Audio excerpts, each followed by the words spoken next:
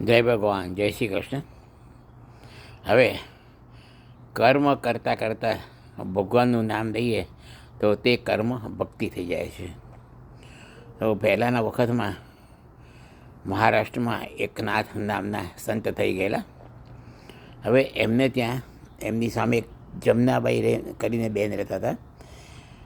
હવે એકનાથના ભક્તોને બધા છાણા થાપે અને સુકાય એટલે રાત્રે પેલી જમનાબાઈ એમાંથી છાણા ચોરી જાય. હવે એક દિવસ એકનાથના શિષ્યોએ એકનાથજીને કહ્યું કે આપણા થાપેલા છાણા જમનાબાઈ ચોરી જાય છે. તો એકનાથજીએ કહ્યું કે એક કામ કરજો, તમે જે છાણા થાપો એ થાપતી વખતે જય વિઠ્ઠલ વિઠ્ઠલ જય વિઠ્ઠલ વિઠ્ઠલના એ ભગવાનના નામનું સ્મરણ કરજો. હવે થોડા દિવસ પછી એ છાણા સુકાયા અને પેલા જમનાબેન છાણા લેવા આવ્યા તો છાણું ઉપાડે વિઠ્ઠલ વિઠ્ઠલ અવાજ આવે.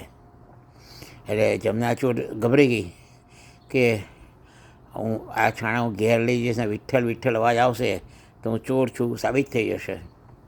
એટલે છાણા પડતા મૂકી અને બીજા દિવસે એ એકનાથજીને પગે લાગી અને માફી માગી.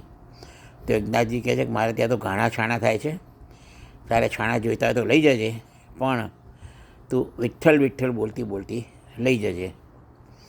એટલે પછીથી જમનાબેન એમના ત્યાંથી છાણા લઈ જાય તો પણ વિઠ્ઠલ વિઠ્ઠલ બોલતા બોલતા લઈ જાય.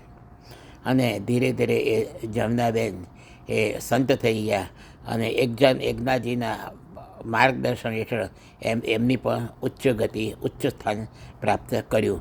એટલે આપણે આપણું જે કંઈ પણ કર્મ કરતા હોઈએ એમાં ઈષ્ટ દેવનું નામસ્મરણ કરતાં કરતાં આપણું સત્કર આપણું નિત્ય કાર્ય કરીએ તો એ કાર્ય પણ ભક્તિ થઈ જાય છે. ઓમ નમઃ શિવાય.